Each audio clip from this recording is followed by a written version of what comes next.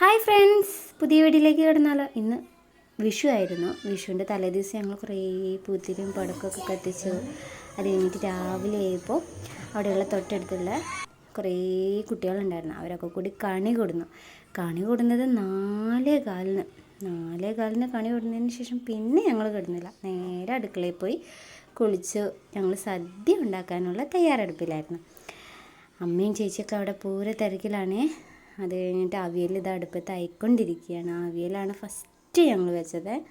അവിയലിൻ്റെ കഷ്ണങ്ങളും എല്ലാ കഷ്ണങ്ങളും ഞാനാണ് കേട്ടോ മുറിച്ചത്. അതൊക്കെ മുറിച്ച് റെഡിയാക്കി കൊടുത്തതിന് ശേഷം അമ്മയും ചേച്ചിയാണ് വെച്ചത്. അങ്ങനെ തേങ്ങയൊക്കെ ചെറുകി തേങ്ങയൊക്കെ അതിൽ ഒതുക്കിയിട്ട് നന്നായി കുക്ക് ചെയ്തിട്ട് അങ്ങനെ അവിയലായി കഴിഞ്ഞു കേട്ടോ. അവിയലായതിന് ശേഷം പിന്നെ മത്തനെലിശ്ശേരി വെച്ചു.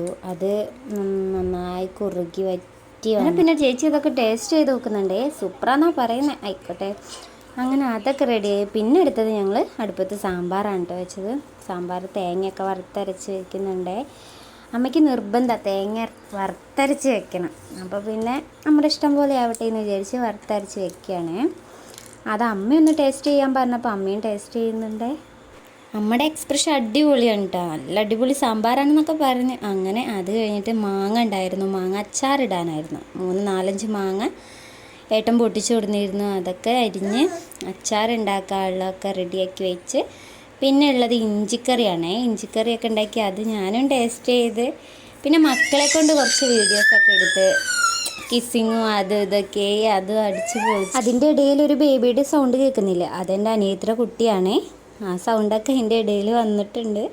ആ ധൃതിയിൽ ഞങ്ങൾ വേഗം പോയി സെറ്റ് മുണ്ടും സെറ്റ് സാരിയൊക്കെ 3 പേര് ഞാനും അമ്മയും ചേച്ചിയൊക്കെ കൂടി സെറ്റ് സാരിയൊക്കെ എടുത്തിട്ട് പോന്നു. അങ്ങനെ പിന്നെ മക്കളെ പിടിച്ചിരുത്തി ഇലയൊക്കെ ഇട്ട് ഞങ്ങൾ സദ്യ വിളമ്പാനുള്ള തയ്യാറെടുപ്പിലാണ്. സദ്യയൊക്കെ വിളമ്പി ഓരോ സദ്യകൾ ഓരോന്ന് പറയുന്നുണ്ട്. മുഴുവനും തിന്നോളണം, അല്ലാതെ നീക്കാൻ പറ്റില്ല എന്നൊക്കെ ഞങ്ങളിങ്ങനെ പറയുന്നുണ്ട്. ഓരോ കമൻറ്റ് വരുന്നുണ്ട്.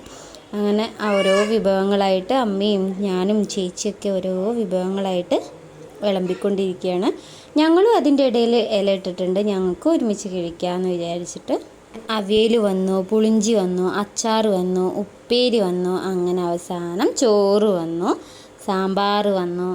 അങ്ങനെ ഓരോ വിഭവങ്ങളായി വന്ന് മക്കൾക്കൊക്കെ വിളമ്പി ഞങ്ങൾ ഇല വിളമ്പി. അവസാനം ഇലയിലെ എല്ലാ വിഭവങ്ങളും ചോറും സാമ്പാറും ഒക്കെ വിളമ്പിയിട്ട് ഞങ്ങൾ അവസാനം കൂടെ ഇരുന്ന് ഒരുമിച്ചൊരു